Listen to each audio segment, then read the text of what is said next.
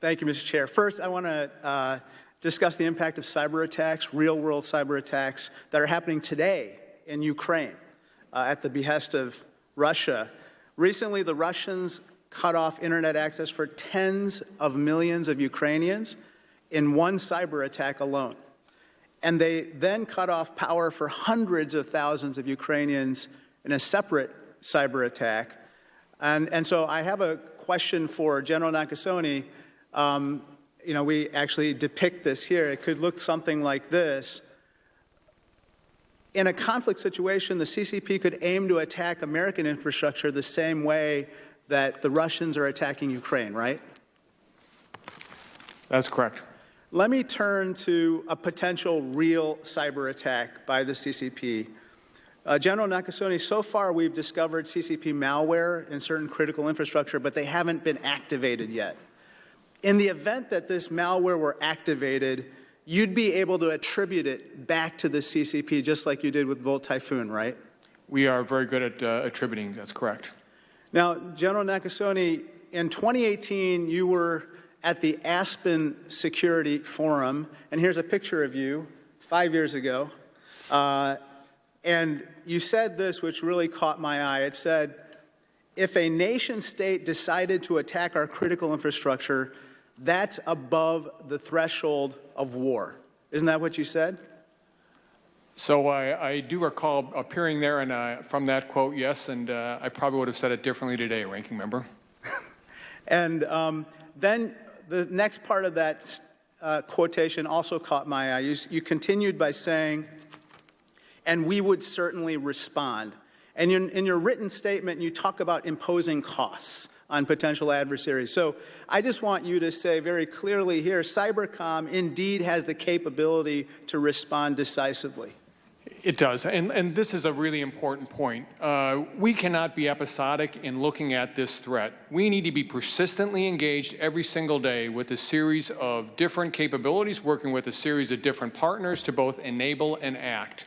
What we have done over the past 5 years is been able to look at imposing cost in a much broader fashion.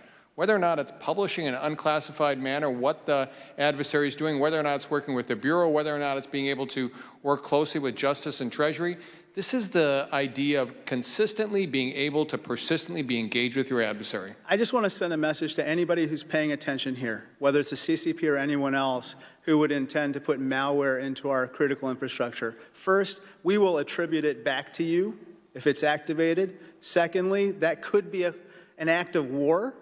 And third, we will respond decisively. Let me move to another topic, and I'd like to touch on TikTok as well, Director Wray. The TikTok CEO came to Capitol Hill and said a couple of things that I'd like to get your response on. One is he said that our data privacy concerns with regard to TikTok are not unique compared to other companies like Facebook and X, or otherwise known as Twitter. I personally agree that other social media apps have various data privacy concerns, but the key difference is that unlike TikTok, they're not owned by a company beholden to the CCP. And I just want to get your reaction to that. I presume that you agree that TikTok is unique in the sense that it's owned by a company beholden to the CCP. Well, it's certainly unique by compared to Western companies, which are by their very nature not beholden to Western governments. And what makes TikTok so challenging is, and therefore so risky from a national security perspective, is that we're talking about a government in the Chinese government that has over and over and over again demonstrated contempt for the rule of law and international norms. And lines that we consider very important in the U.S. and in the West between the private sector and the government, those are lines that are at best blurry, if not non-existent in the Chinese system. Yeah. Director Wray, I want to ask you about the news that you broke during your testimony. Thank you for your proactive action with regard to disrupting, remotely disabling this Volt Typhoon campaign. Couple questions. One is, in this year of elections, Obviously, Wang Yi, the foreign minister, recently told Jake Sullivan, assured him that the CCP is not going to interfere with our elections this year. How do we prevent that from happening? Well, China's promised a lot of things over the years, so I guess I'll believe it when I see it. It would be the starting point. Second, we work very hard across the interagency, all the agencies you see represented here, plus a whole host of other partners, to try to anticipate and prevent any efforts to interfere in our elections. And there have been enormous strides made over the years, not just amongst all three of our agencies, but between our agencies and state and local election officials, secretaries of state, et cetera, to try to prevent cyber interference, for example, in our electoral system. And there's, of course, also the pervasive problem of malign foreign influence in terms of disinformation campaigns and things like that. And there, again, we have to work with the private sector and not just the interagency. But all that has to be combined with the public's role in being a more discerning and media literate populace, because they have a role to play here, too. Sorry, one last. The routers you talked about, how many states were they located in?